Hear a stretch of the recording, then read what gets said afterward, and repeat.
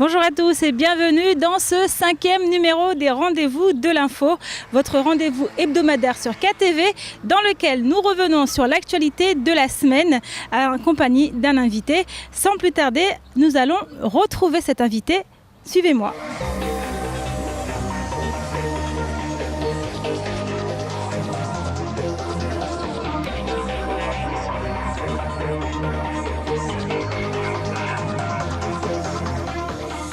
Je viens de retrouver notre invitée, il s'agit de Cécile Brucker, la directrice de l'école de musique. Bonjour Cécile. Bonjour Amina. Merci à vous d'avoir accepté notre invitation et surtout merci de nous accueillir ici. Nous sommes dans la cour de l'école de musique, un lieu qui vous tient à cœur.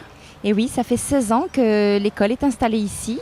On a les travaux, on est en plein cœur de Mamoudzou, dans un petit jardin rue des 100 Villas. Dans cette émission, les Rendez-vous de l'info, nous avons pour habitude de revenir sur l'actualité de la semaine. Alors cette semaine, l'actualité a été marquée par des violences. Vous les avez suivies, vous les avez entendues. Les jeunes de Kaweni contre les jeunes de Majicavo. Je vous laisse regarder ce reportage de Shakila Youssouf.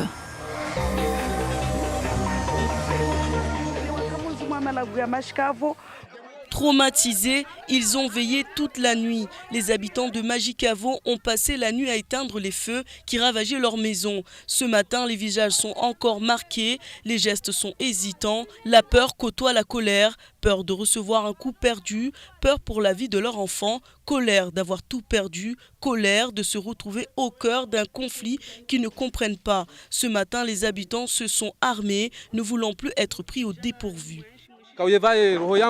Donc kuinda nyumba yangu kawatata shintu cha baki ata ni papier kwa jomba shintu changina tata parata shintu ndeze nguo zanibakia de mwa fetishi unu ne mwa tirko unu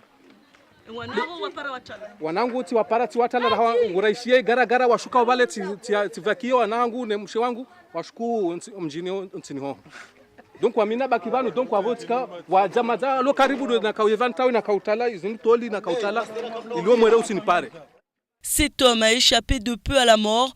Autour de lui, des femmes et des enfants dehors. Il ne reste plus rien de leur habitation. Les rivalités entre les communes existent depuis des années, mais cette fois, une nouvelle ligne a été franchie dans le camp de la violence.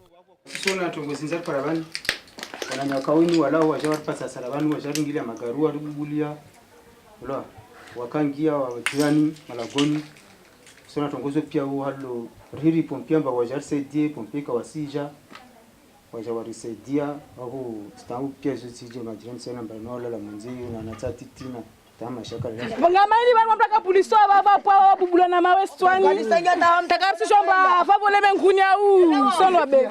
Les autorités font le nécessaire pour amener de l'ordre dans les quartiers. Seulement les agents sont caillassés, insultés et attaqués. Les agresseurs lourdement armés de machettes frappent des innocents. Une jeune femme enceinte agressée, un homme poignardé, de nombreux blessés. Manangala Garlino, Gala Kufurwal Pania, Ban Karbunam Kiri, Galam Kiri Namnam Nazini, mais cette consistance Bavanialo Iniaki ou Initiaki. Waje, Waparania de Wonti Warire, Adisi, Tawatile Sulu, Tongozini Zipezis. Malgré l'appel au calme du maire de Mamoudzou samedi soir, une centaine de pères de famille et de jeunes sont arrivés par les hauteurs de Majicavo pour, selon eux, se venger de l'agression de l'un de leurs au cours d'un match de football. Dimanche soir, les violences se sont poursuivies. Des maisons brûlées, des personnes violentées. Cécile, vous comprenez autant de violence suite à un match de football? On ne peut jamais comprendre la violence, et encore moins après une épreuve sportive. Je dirais que le sport, pour moi, jusque-là, quand on voit ces images, c'est vrai que ça interpelle. Pour moi, le sport, c'est l'endroit, justement, l'activité où l'enfant comprend qu'il y a des règles. J'ai toujours observé que les enfants comprenaient quand on arrive sur un terrain, que ce soit de foot, du rugby, du volley, de n'importe quel sport, il y a des règles et celles-là, on les accepte en général. Là, je ne sais pas pourquoi il y a eu ces débordements et comment le foot a pu être l'instigateur de tant de violence derrière. Je pense qu'il y a peut-être d'autres éléments qui nous échappent. Des soupapes, il y a des moments où la capsule explose. Ça aurait été un prétexte, ce match de football. Ouais, je pense que forcément il y a un prétexte. Il y a toujours quelque chose qui allume un feu. Ça, c'est sûr. Ça peut être une petite brindille qui est allumée et tout à coup, tout s'enflamme. Et ça fait 25 ans que je suis ici. Ça fait de nombreuses fois que je vois des vrais feux allumés. Des feux qui redescendent tout aussi vite. Et après, tout le monde se réveille en se disant « Mais qu'est-ce qui s'est passé ?» Tout le monde est atterré, l'incompréhension totale. En 92 ou 93, ça a brûlé de partout. Le lendemain, tout le monde s'est réveillé en se disant « Mais qu'est-ce qui s'est passé ?» On va revenir sur ce match de football, comprendre un peu ce qui a provoqué ces violences. Donc on sait que ça s'est passé sur le terrain de football de Majicavo. Je vous laisse regarder ce reportage. Tout commence de manière plutôt calme. L'équipe de Majicavo joue avec fluidité. Les Kawéniens subissent. À la fin de la première mi-temps, Majicavo mène 2-0. Chacun rentre tranquillement dans son vestiaire. Retour sur le terrain. Pas de changement dans la composition des deux équipes. Kaweni joue haut et arrive à se procurer quelques occasions, sans toutefois parvenir à concrétiser. Quelque temps après, la tension monte. Un attaquant de Kaweni commet une faute sur le gardien du Majicavo.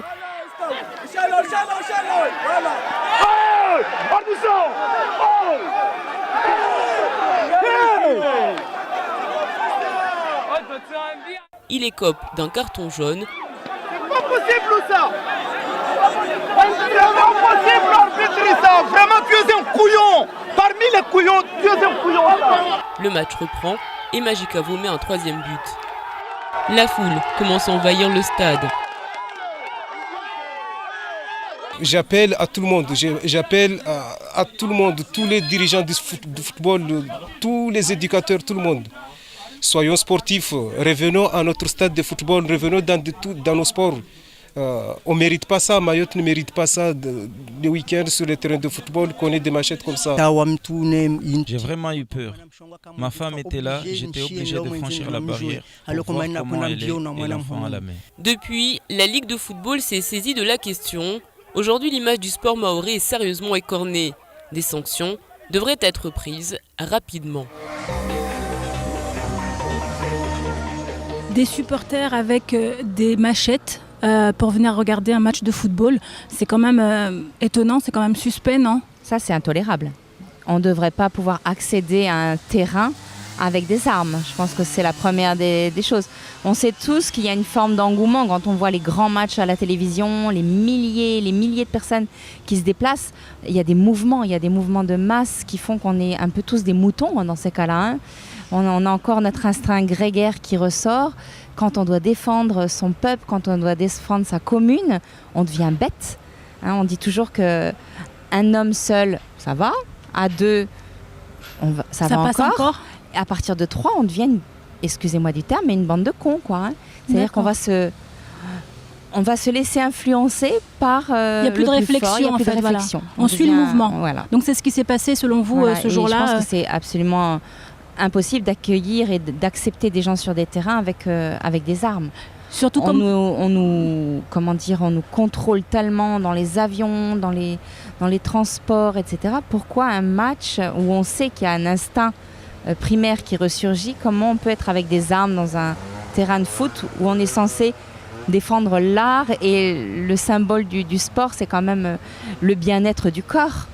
Quand même, faire du sport, c'est être bien dans son corps. On dit bien un esprit sain dans un corps sain. Ça veut dire que quand on fait du sport, on devrait être plus sain quelque part. Le conflit, en fait, c'est les jeunes de Majicavo contre les jeunes de Kaweni. Sauf que on suppose bien que lors de ce match, il y avait des adultes. Donc on peut se demander quel a été leur rôle, pourquoi ils n'ont pas pu contenir ce mouvement, non ? Enfin, vous ne pensez pas que... Bien sûr que l'adulte a aussi toute sa part de responsabilité et de maîtriser des enfants. Moi, je suis au milieu d'enfants ici, on est au milieu d'enfants tous les jours.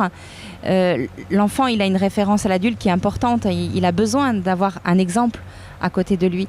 Si l'adulte s'emporte, si l'adulte devient violent, évidemment que l'enfant, il va s'embrécher directement dans le même schéma, quoi. Nous avons également reçu dans nos plateaux Monsieur Bonariziki, le président de la Ligue de football de Mayotte. Et lui également a fait part de son incompréhension concernant ce qui s'est passé lors de ce match. On l'écoute, il était au micro d'Abi Saïdadinani. Si j'ose dire ainsi, mais dans le cadre sportif sur le terrain, même si on voit des images, mais les arbitres sont là pour ça. Que ça soit un carton rouge ou un carton jaune, ça se voit partout, que ça soit simplement Mayotte, mais on voit l'arbitre, c'est un humain. Il peut peut-être se tromper, il peut juger ainsi, si j'ose dire comme ça. Par contre, moi, ce qui me fait peur et qui est vraiment désolant, c'est quand j'entends et je vois il y a beaucoup de couteaux et de chombo. C'est là où je me pose pas mal de questions. Est-ce que c'était quoi? Est-ce que c'était pas déjà prémédité? Parce qu'on ne peut pas dire que je vais sur un match de foot, je vois un passant avec un couteau, oui, mais quand je vois 10, 15, 20 couteaux ou 20 chombo, là, ça laisse quand même penser à quelque chose. Alors, Bonariziki Mohamed, il y a également cette question de sécurité. Est-ce que la sécurité était suffisamment présente? Vous savez, la sécurité sur le stade, le règlement est clair. Déjà, l'équipe recevante, ils ont une part de responsabilité pour la sécurité. Ça en est autre. Mais d'autre part aussi, il y a tout un tas de... Il y a la sécurité. Vous voyez déjà les terrains, surtout les DH, les terrains sont un petit peu clôturés. Celui-là était clôturé. D'ailleurs, début de ces événements, tout le monde courait vers l'intérieur du terrain. D'ailleurs, ils sautaient les grillages parce que c'est des terrains grillagés. Les DH, DHT, c'est des matchs qui devraient se dérouler sur des enclos, normalement des terrains clôturés. Donc M. Bonariziki qui a exprimé justement le fait que lui, selon lui, ça allait bien au-delà de ce match de football. Vous pensez quoi, Cécile ? C'est vrai que je ne suis pas du tout sur les terrains et je lui fais confiance. Il est le président de la Ligue, je pense qu'il a une analyse quand même assez proche du terrain et qui vont prendre les sanctions qui s'imposent. La Ligue de football de Mayotte s'est justement emparée de cette affaire et a émis des sanctions. La Ligue qui a statué lundi dernier, 22 septembre. Donc Cécile, ces violences ont fait beaucoup de dégâts, que ce soit des dégâts matériels, des dégâts humains. On a eu peur, beaucoup de gens ont eu peur, Kawéni bloqué. Vous avez eu à aller dans le secteur les jours où il y avait eu les émeutes ? Par chance, non, puisque j'habite à Msapéré et je travaille essentiellement vers Dembéni. Donc j'ai eu surtout des jeunes qui n'ont pas pu se rendre au lycée à Tsararano Dembéni. Évidemment, j'ai entendu aussi tous les commentaires et la peur. Je pense que c'est ça. Il y a eu beaucoup de peur de la part des gens parce que ça fait jamais du bien de voir de la violence s'emparer. Il n'y a plus de limite. On ne sait pas où est la limite. Quand on va chez soi, quand on rentre à la maison. Des entreprises fermées, des rideaux. Bon, en 25 ans, c'est, comme je disais tout à l'heure, c'est un peu récurrent, c'est cyclique. Ça revient, je dirais, une fois tous les 2 ans, tous les 3 ans. Des choses assez violentes, des choses dont on ignore quel est l'effet, quel est le réel déclencheur ou comment ça a pris aussi fort en violence. Et puis surtout, comment on ressurgit après tout ça, comment on se regarde. Dans le reportage tout à l'heure, j'ai noté qu'on parle de mes frères, quand même, de Kawéni. On habite Majicavo, on a l'impression qu'il y a une 3e guerre mondiale. Les jeunes m'ont dit on est en 3e guerre mondiale. Voilà, avec leurs termes à eux pour exprimer leurs sentiments. Voilà. Et pourtant, ça reste toujours ton frère, quoi. Des frères ennemis. Ben ouais. Cécile, entre-temps, heureusement, les choses se sont calmées. On a même eu droit à la signature d'un protocole d'accord. Donc c'était à l'initiative de 2 jeunes, donc des jeunes de Kawéni et de Majicavo qui se sont dit stop, on va arrêter et on regarde les précisions dans ce reportage de Shakila Youssouf. Le représentant des cadets de Mayotte, El Mamoun Mohamed Nassour, s'est rendu à Majicavo, Dubaï. Il n'était pas seul puisque plusieurs délégations se sont formées et ont rejoint la commune de Koungou pour mettre fin aux affrontements entre villages.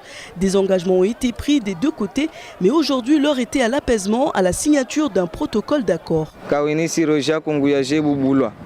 Ne kungu ka tuare mashube wasiria tu jaun be kungu tena sai ende tena Kawéni ende yabubu Kawéni na kasina chongo na Kawéni mashikabala na chongo na Kawéni tena tebubu kungu alaka rijwa chongo aya jiro. C'est un protocole de sortie de conflit et à la sortie de ça, chaque parti va prendre ses responsabilités.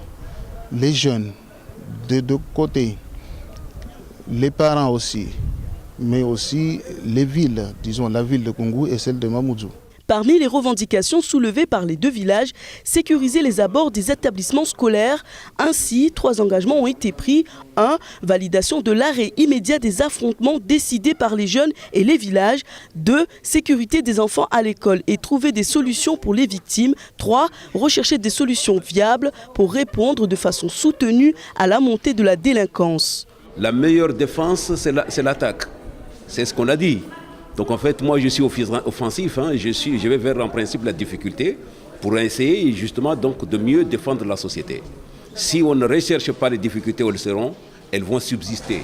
Et c'est parce qu'on y va qu'on arrive à trouver dans une solution. Moi je pense, même si les gens n'ont pas la même conception que moi, mais je le dis, et peut-être qu'un jour ça va changer, c'est parce que c'est ainsi qu'en nous réunissant, qu'en allant vers les gens, en mettant en place des dialogues constructifs, que les gens trouvent vraiment des solutions. Un protocole d'accord qui va peut-être apaiser les tensions entre les habitants des deux villages. Cela, seul l'avenir nous le dira. Un protocole d'accord signé et qui justement, avec autour de la table des négociations, des cadis, des élus, donc le maire de Mamoudzou, le maire de Koungou, des jeunes de Majikavo et de Kaweni, des habitants. Vous en pensez quoi, Cécile ? Je trouve ça extraordinaire. Ça veut dire que effectivement, d'abord les jeunes se sont emparés de ce problème. C'est-à-dire c'est quand même les principaux concernés. Bah oui, c'est les principaux concernés, les victimes entre guillemets aussi, parce que un jeune qui voit sa maison détruite, qui voit son père ou sa mère avec plus rien sur le toit, enfin voilà, ils se sont dit c'est pas possible, il y a quelque chose à faire. Il y a les instances publiques comme les maires qui sont quand même voilà les autorités légales, et puis ces cadis qu'on a peut-être un peu oubliés, et on est dans cette civilisation où le chef de village, le cadi, avait quand même une grande importance. Qu'on a oublié, mais qui prend sa place aujourd'hui. Là, on parle de médiateurs aussi. Moi, je vois au lycée, il y a des hommes en chemise orange là, qui sont là aussi, qui sont des médiateurs. Donc, finalement, on a, entre guillemets, supprimé les cadis, mais on en a besoin. On a besoin de ces médiateurs dans les villages qui sont à l'écoute des jeunes, qui sont les temporisateurs aussi des violences. On n'a pas le droit d'être violent comme ça envers un autre être humain. Un enfant, il naît naturellement violent, il naît naturellement jaloux, il naît naturellement agressif. Si c'est pas l'éducation qui fait qu'un enfant qui va estomper tout ça, un adulte, alors qu'il soit parent, tant mieux si c'est le parent qui est cet acteur. Mais ça peut être aussi le tonton, le tata, sachant qu'ici, à Mayotte, pendant des années, ça s'est passé comme ça. L'enfant n'était pas forcément l'enfant de la famille, le noyau familial, mais c'était l'enfant de la famille par extension déjà, les oncles, les tantes, puis aussi l'enfant du quartier, l'enfant du village. Voilà. Et aujourd'hui, vous pensez que c'est ce genre de repère qui leur manque ? C'est évident qu'il manque. On est passé très vite d'une structuration à une nouvelle structuration, avec des sanctions aussi face au rôle de certains adultes face à des enfants. Donc, bon, je vais peut-être me faire tirer les oreilles en disant tout ça, mais c'est vrai qu'on n'a peut-être pas assez tenu compte de l'histoire de Mayotte et de la spécificité mahoraise en termes de gestion de l'humain, de l'autorité. Et il y a beaucoup de gens qui sont perdus. Moi, je vois dans mon village, à Msapere, il y a des vieux qui ont encore ce réflexe de sanctionner des jeunes en disant ça ne se fait pas. Total, les jeunes, après, ils savent qu'eux, ils peuvent porter plainte. Et ça se retrouve au tribunal. Donc, il y en a qui se retiennent en disant on ne sait plus, on n'a plus le droit de rien dire aux jeunes. C'est eux qui prennent le dessus. Donc voilà, on est dans une période où il faut qu'on trouve, je pense, un juste milieu pour permettre justement à ces personnes âgées, comme vous le dites, de pouvoir donner leur avis ou peut-être remettre les enfants sur un chemin plus sage et sans pour autant donner l'impression que les autorités n'interviennent pas. Parce qu'on le voit, si c'est venu de l'initiative, je dirais, des enfants et qui sont allés chercher les caddies, ça veut dire que c'est encore vraiment ça montre très un présent. Besoin de leur part peut-être. Un besoin, voilà. Donc là, je ne suis pas femme de pouvoir ni de politique. Et vous le ressentez dans votre moi, je le position ressens très fort. Ça vous est arrivé de jouer le rôle de médiateur, Cécile ? Ah bah oui, tout le temps. Une anecdote peut-être ? C'est difficile à raconter, mais Non, je ne voudrais pas trop le dire en l'antenne parce que des fois, on peut mettre en porte-à-faux des parents. Mais ça vous y est arrivé et ça a marché. Oui, et ça marche, bien sûr. Ouais, d'accord. On parlait de ces jeunes de Kaweni et de Majicavo qui se sont investis justement dans ce conflit, dans le sens où ils voulaient que les choses se régularisent. On a justement reçu dans nos studios, dans le cadre du temps de parole, 2 jeunes qui sont venus accompagnés de El Mamoun, le représentant d'Ekadi. Il s'agit de Trévis de Kaweni et de Henli de Majicavo. On les écoute, ils étaient au micro de Patrick Millan. Trévis, pour vous, signer ce protocole, ça devenait urgent aussi? Bien dans le micro. Je dirais que ça devenait urgent, vraiment. Parce qu'on voit les catastrophes qui montrent au journal, parce que je ne suivais pas le journal. Je crois qu'il y a eu trop de dégâts, du côté de Majicavo et du côté de Kaweni aussi. Parce que, à ce qui paraît, moi je n'étais pas sur place, mais on dit qu'il y a eu un blessé lors du brûlure des maisons à Disma. Et du côté de Majicavo, c'est aussi ce qu'on dit. Il y a eu des blessés. Il y a des blessés des 2 côtés. Et moi, je dirais aussi que si on signe la paix maintenant, il n'y aura pas de blessés parce que les maisons qu'on brûle, que ce soit du côté de Majicavo ou du côté de Kaweni, ce sont nos familles à nous-mêmes. Ce sont nos familles à nous-mêmes qu'on détruit. Ce n'est pas quelqu'un qui vient d'Afrique ou d'un pays lointain. Qu'est-ce que vous dites à ces gens qui ont du mal à croire que ça durera dans le temps, que tôt ou tard vous allez vous retaper dessus parce que ça a toujours été? Est-ce qu'on peut imaginer un protocole durable? Là, pour moi, c'est un protocole durable parce que l'initiative qu'on a prise, parce que maintenant, à partir de maintenant, je tiens à le signaler et à le dire, que maintenant, à partir d'aujourd'hui, en fait, à partir d'hier, tous les jeunes, dans le protocole, après, on a discuté avec les jeunes de Kaweni, on a dit. À partir d'aujourd'hui, il faut qu'on prenne les initiatives. Nous, en premier, les villageois. Tout fauteur de troubles dans le village, on est obligé de le dénoncer. On va essayer de le dénoncer. On ne va pas le tabasser, on ne va rien lui faire. On va le prendre. Et vous l'amenez à la police? Voilà, de toute façon, on a tous les coordonnées. Moi, je connais les coordonnées, tout ça. On va les prendre, ces gens-là, parce que c'est à part de ce genre de conneries que ça se dégénère. On va prendre ces gens-là, on va les isoler, on appelle la force de l'ordre qui viendra les chercher, après c'est plus notre problème. Au moins on aura fait notre part du travail, c'est-à-dire éradiquer ce genre de fléau. Alors Cécile, cette volonté de faire cesser les violences à Kaweni, Majicavo, que ces jeunes-là viennent le manifester à la télé, qu'est-ce que vous en pensez? C'est très très bien, je veux dire, ça veut dire qu'on s'engage, on est dans une société où la parole a un sens, où ce qu'on dit va porter. Comme j'ai dit, faire ce qu'on dit et dire ce qu'on fait, voilà, là j'espère qu'ils sont dans cette démarche, ils se sont engagés face à vos caméras, tout le monde les a écoutés. Maintenant, voilà, il faut que ça continue et que ce soit suivi des faits. C'est tout ce qu'on espère. Cette première partie des rendez-vous de l'info s'achève ici. Je vous retrouve juste après la pub.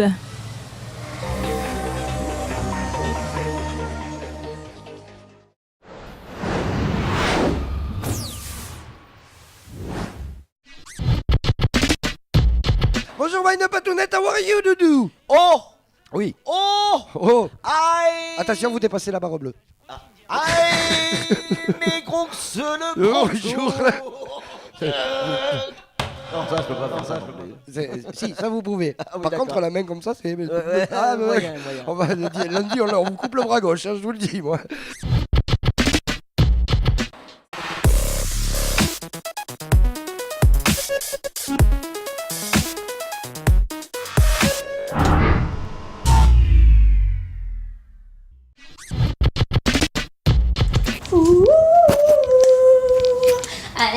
Allez viens, c'est quoi les paroles après? Ça plane pour moi. Ça c'est les beats, c'est pas les Beach Boys qui chantent, qui chante ça? Ça plane pour moi.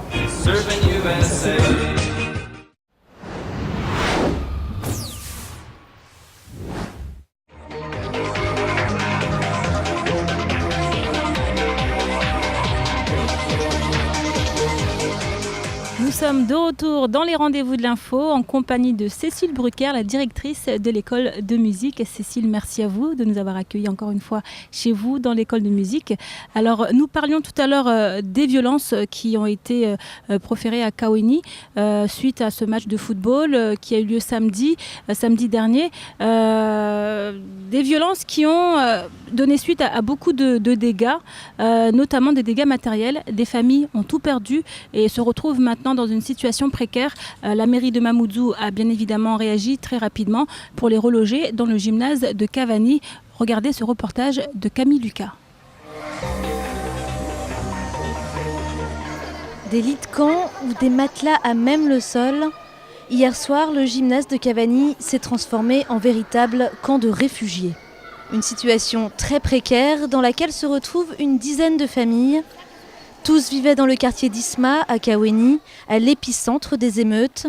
Tous ont tout perdu. Oui, c'est là où je dors. On nous a donné ce lit-là. Donc mon fils il dort là. Moi je dors ici. C'est tout ce que j'ai pu sauver. C'est le vêtement qui était sur moi.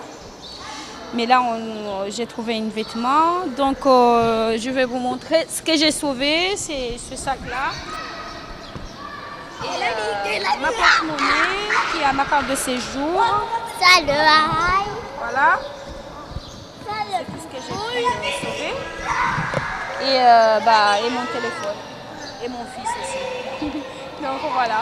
Hébergés ici en urgence depuis hier 21h par la mairie de Mamoudzou, ils témoignent de l'extrême violence dont ils ont été victimes. Donc on s'est enfermés à la maison parce qu'on s'est dit ils ont amené des coups de machette et tout ça. Et du coup, on sent la chaleur et tout, et on s'est rendu compte qu'ils ont mis le feu. Aujourd'hui, je me sens très faible parce que j'ai tout perdu. J'ai même pas de toit pour mon fils. Je peux pas. Pour l'heure, la mairie de Mamoudzou n'a pas souhaité s'exprimer, mais nous savons qu'un agent a été mobilisé pour faire l'inventaire des dommages subis par chaque victime, en espérant qu'une situation moins précaire s'offre à eux dans les plus brefs délais. Des familles qui se retrouvent aujourd'hui dans un gymnase parce qu'elles ont perdu leur maison. Cécile, qu'est-ce que ça vous inspire ? De la tristesse, je crois qu'on ne peut pas avoir autre chose que de la tristesse, en espérant qu'ils retrouvent et qu'ils puissent reconstruire assez rapidement un toit. On a la chance, heureusement, d'être sous des cieux un peu cléments à Mayotte, donc reconstruire ici. Ça va être compliqué, elles ont tout perdu. Reconstruire du jour au lendemain, ça... c'est pas du jour au lendemain, forcément, ça va prendre quelques semaines probablement. De l'entraide, heureusement qu'il y a encore de l'entraide aussi entre les familles. Parce que là, on en a vu quelques-unes, mais on suppose qu'il y en a beaucoup d'autres qui sont dans cette situation, mais qui ne sont peut-être pas manifestés ou qui ont peut-être été relogés chez des proches, chez des amis, chez de la famille. Donc même ceux-là, pour eux, ça laisse quand même un sentiment de... On est démunis, quoi. On est démunis face à ça. On a un moment de temps d'arrêt sur la vie. Ça s'est passé très vite, en quelques jours. Trop rapide. Et puis c'est comme un deuil. Il faut du temps pour faire ce deuil, pour accepter, peut-être pardonner, et puis redresser la tête et reprendre la route de la vie, quoi. Ouais, c'est un deuil. On espère que justement une solution sera trouvée rapidement pour que ces familles retrouvent une situation assez confortable. Cécile, vous connaissez les REP ? Oui, vous connaissez les REP ? Alors, REP, il y a tellement de sigles dans ce monde. Chaque monde a ses sigles. Non, je veux bien savoir ce que c'est qu'un REP.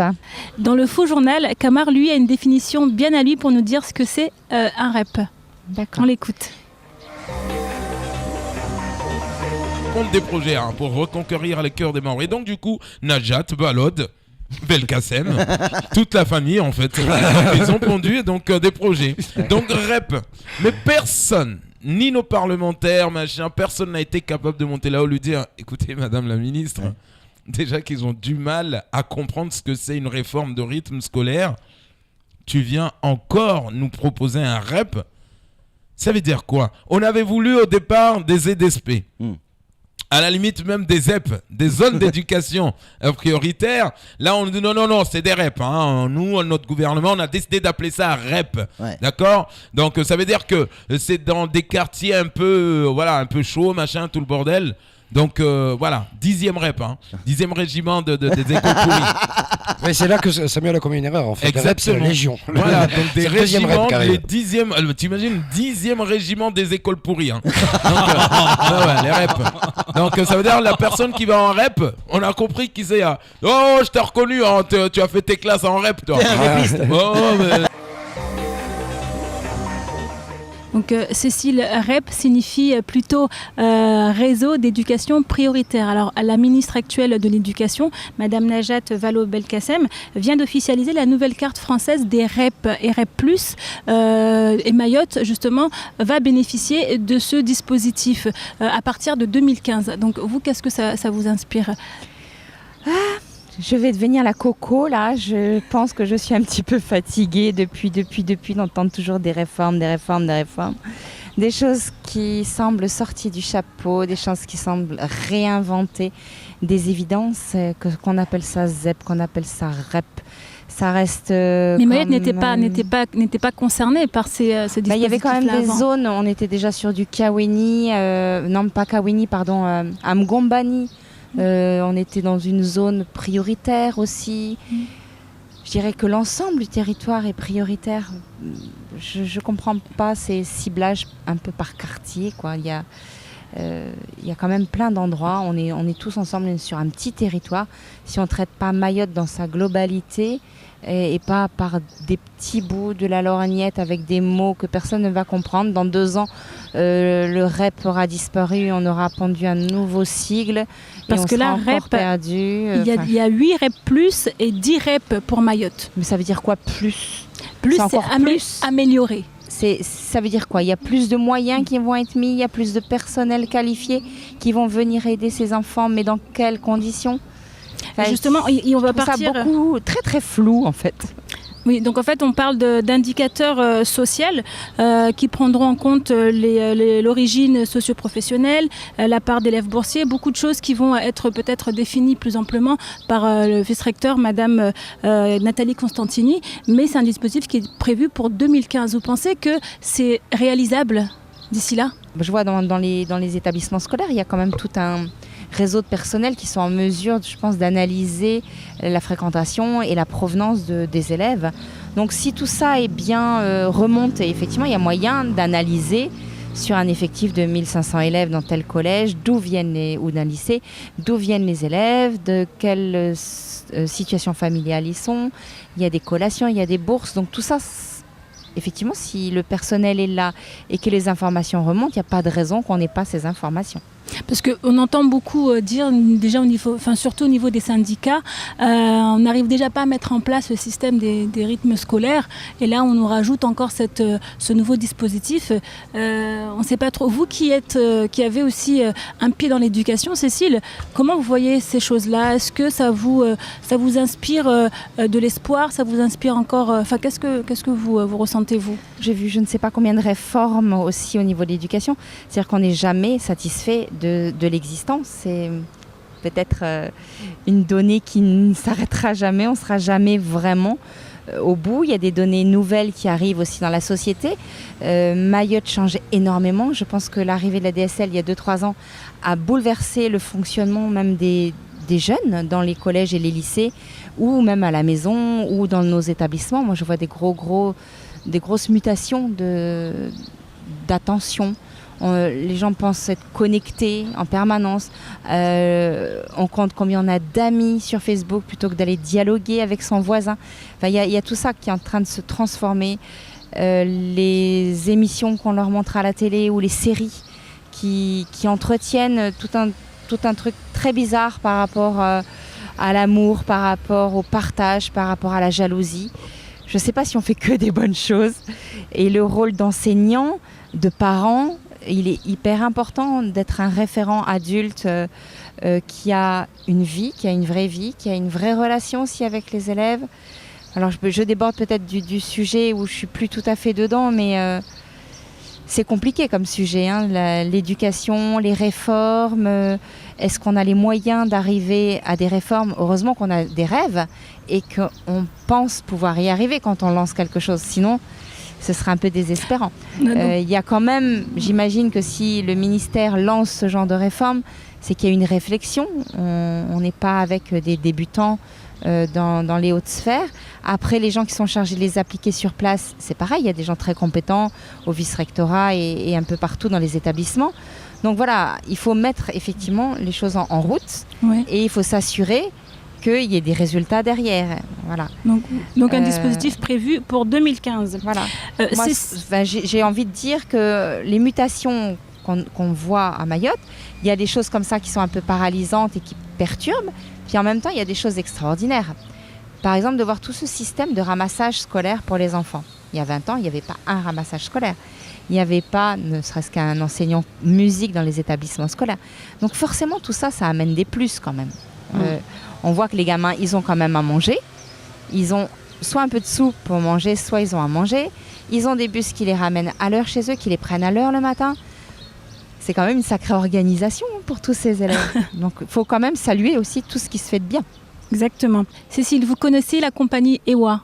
Cette compagnie qui a fait beaucoup parler d'elle en arrivant sur Mayotte avec toutes ces destinations qu'elle offrait aux Mahorais. Et aujourd'hui, l'une des destinations qui était justement qui apparaissait comme celle qui devait changer un petit peu le paysage de la du Mozambique. Exactement. Justement, il s'avère que cette ligne Mayotte-Pemba ne sera peut-être plus accessible. On écoute les précisions de Abi Saïda Dinani. Nous évoquions il y a quelques mois la possible fermeture de la ligne Mayotte-Pemba assurée par la compagnie EWA. Un démenti était intervenu. Mais aujourd'hui, l'information ressurgit sur le site Africa Intelligence qui publie l'affaire et révèle la fermeture. Et en effet, sur le site de la compagnie, il n'est plus possible de réserver le billet d'avion à destination du Mozambique à compter du 23 octobre prochain. En cause, trop peu de passagers, notamment parce qu'obtenir un visa depuis le Mozambique pour se rendre à Mayotte est très compliqué. Du côté des Réunionnais, la région affiche sa volonté de renforcer la coopération économique entre la Réunion et le Mozambique. Cécile, qu'est-ce que vous en pensez ? Il y a quelques années, il y a eu un échange avec le Mozambique. C'était pas EWA à l'époque, mais il y avait des festivals qui s'étaient déroulés sur Ilha de Mozambique et Pemba. Donc effectivement, il y a une grande similitude des peuples. On sent qu'il y a des racines communes. On n'est qu'à 1 heure du Mozambique. Sauf que le Mozambique est un pays encore extrêmement pauvre, avec très peu de pouvoir d'achat et encore moins pour aller voyager. Et voyager où ? À Mayotte. Il faudrait vraiment qu'il y ait des liens familiaux. Autant on peut trouver des liens familiaux dans tout l'archipel, autant sur Pemba, il faudrait qu'il y ait des vrais développements commerciaux. Et pour qu'une compagnie aérienne puisse garder une ligne ouverte, on comprend qu'il faut qu'elle soit rentable. Si chaque rotation, il n'y a que quelques passagers, ça va être difficile. Ou alors il faut que ça reste ouvert au cas par cas. Ça avait quand même permis peut-être d'imaginer que ce canal du Mozambique pouvait se développer commercialement et avoir sa propre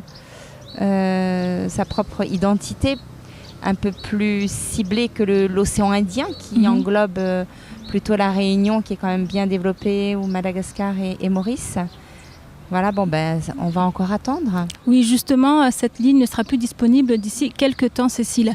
Oui. Vous connaissez le parc naturel marin de Mayotte, Cécile ? Ben oui, forcément. Hein.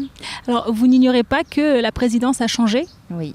Et qu'elle est maintenant assurée par monsieur Régis Maceo, qui a été élu mardi à la mairie de Mamoudzou.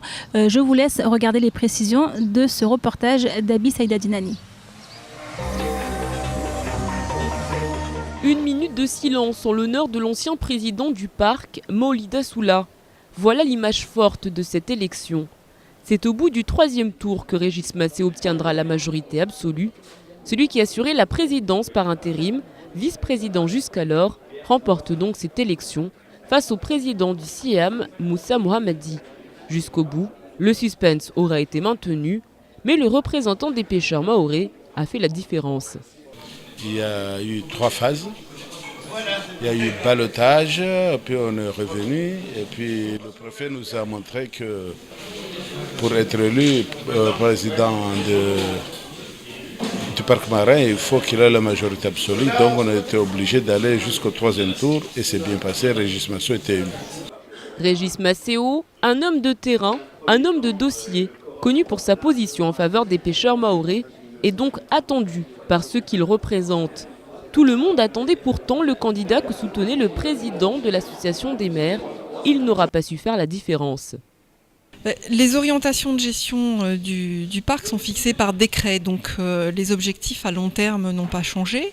Régis Masséo assurait l'intérim en tant que premier vice-président du parc depuis plusieurs mois déjà. Donc son élection s'inscrit dans la continuité de la gestion du parc. Le nouveau président du parc marin partira prochainement pour Bruxelles défendre le cas de Mayotte et de ses pêcheurs, car la réglementation européenne n'a pas fini de causer du souci aux professionnels de la mer. Alors le parc marin, Cécile, vous le connaissez, mais pour vous, qu'est-ce que c'est très exactement? Alors je le connais à travers plusieurs événements, le Festival d'images sous-marines, où ils sont quand même très engagés pour sensibiliser les enfants. Ils ont offert beaucoup de baptêmes de plongée, des sorties, des visites et puis des conseils pour les pêcheurs, pour certaines variétés de poissons.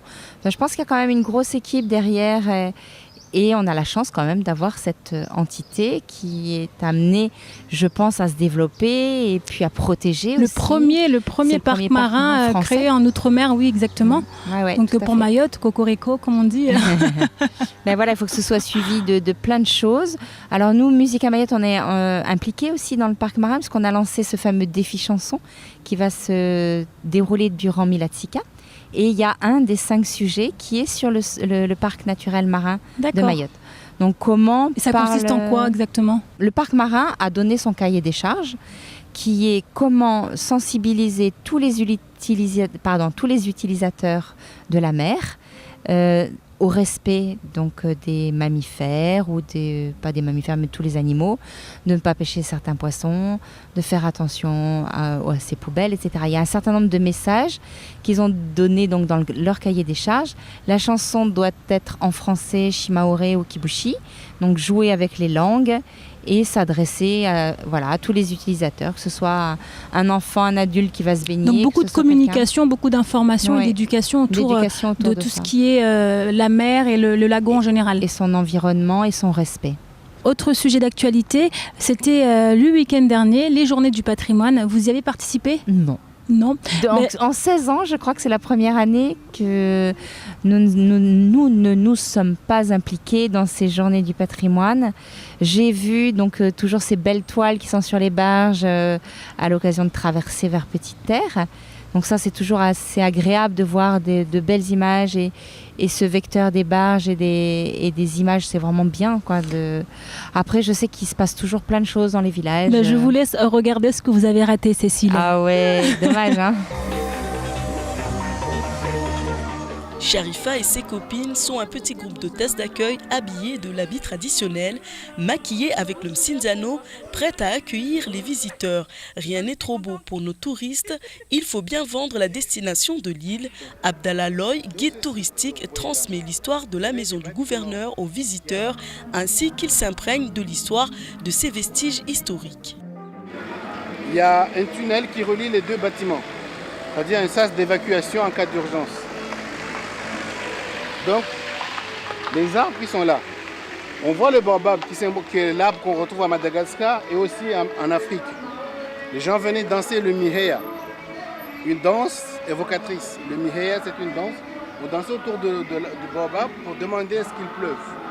De l'usine sucrière à Sada en passant par Tingoni, ce week-end, ce sont les patrimoines culturels et naturels du 101e département qui ont été mis en valeur.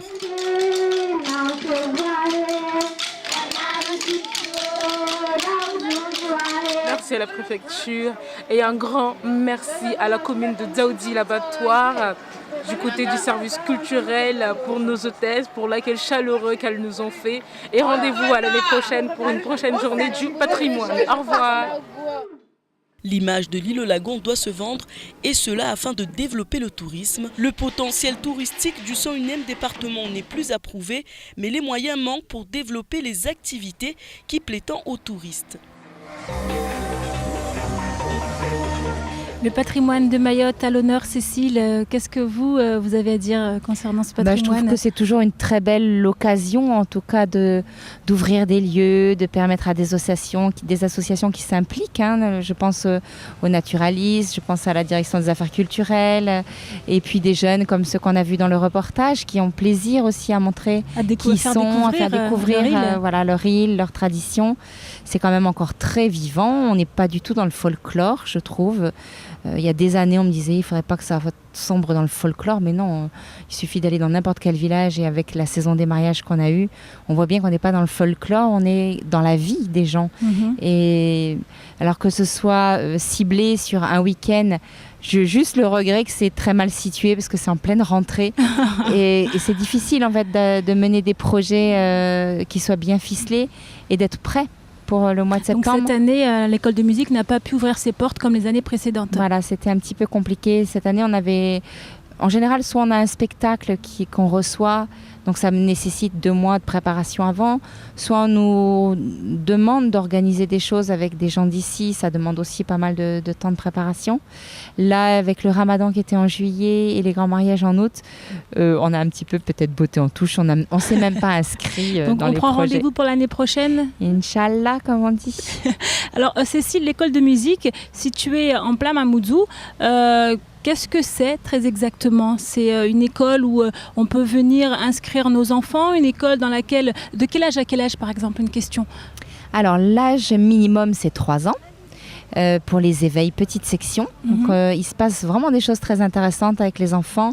Il y a un beau métissage aussi dans ces cours d'éveil. Il y a de plus en plus de parents qui ont pris conscience que grâce à la musique et à tout ce que peuvent apprendre des gens comme Alpha ou comme Abou, sont des vecteurs de bien-être pour l'enfant. Ils vont découvrir, ils vont apprendre le haut, le bas, le droit, le gauche, par la musique, ils vont s'exprimer. Découvrir son corps à travers la musique, d'accord, voilà.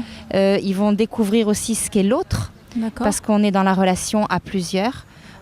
On a du silence, on écoute l'autre, on prend la parole. Il y a une prise de parole qui n'est pas forcément la voix, enfin la parole, mais c'est une action aussi par rapport à un adulte qui vous guide. Ça va au-delà de la musique même, alors oui, c'est beaucoup de choses. Hein. C'est plein de notions que les enfants apprennent par le biais de petits cours comme ça où ils sont 8 ou 10 seulement. Et c'est 50 minutes, 1 heure où il y a plein de toutes petites séquences parce qu'à 3-4 ans, les enfants n'ont pas une capacité de concentration au-delà de quelques minutes. Donc c'est tout un jeu à travers cette heure qui les amène de petites comptines, en petites chansons, en prise de main d'instruments, en écoute, etc. C'est assez magique de voir ce qu'ils sont capables de faire. Et quelle est l'actualité de l'école de musique en ce moment? Qu'est-ce qui se passe à l'école de musique? Alors ce qui se passe, c'est une rentrée un peu particulière, je pense, qui est due aussi au rythme scolaire et cette incertitude sur est-ce que mes enfants vont avoir cours jusqu'à 4 heures, jusqu'à 3 heures, jusqu'à 5 heures. On manque assez cruellement d'adhérents en ce début d'année. On panique un petit peu parce qu'on est quand même une association, on s'est engagé depuis 16 ans au niveau de musique à Mayotte. On a ouvert aussi une antenne en Petite Terre, donc il y a plus d'une centaine d'élèves qui se sont inscrits en Petite Terre. Donc ça c'est bien pour les petits terriens.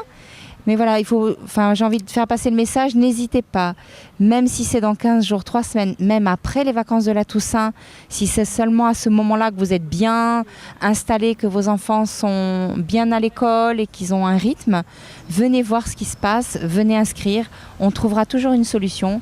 Des horaires adaptés peut-être ? Des horaires adaptés, on arrive à combiner quand même beaucoup de choses, on est souple. On est une équipe de gens motivés, pluriels. On a des Maorais, des Malgaches, des Mzungu, on a de tout. On accueille un peu plus de 300 élèves et on est toujours là. Merci beaucoup Cécile pour toutes ces précisions. Nous avons passé une agréable après-midi dans cette école. On a vu les enfants défiler derrière nous après leur cours. Chers téléspectateurs, c'est donc ici que s'achève ce numéro, ce 5e numéro des Rendez-vous de l'info. Je vous dis à demain pour de nouvelles infos.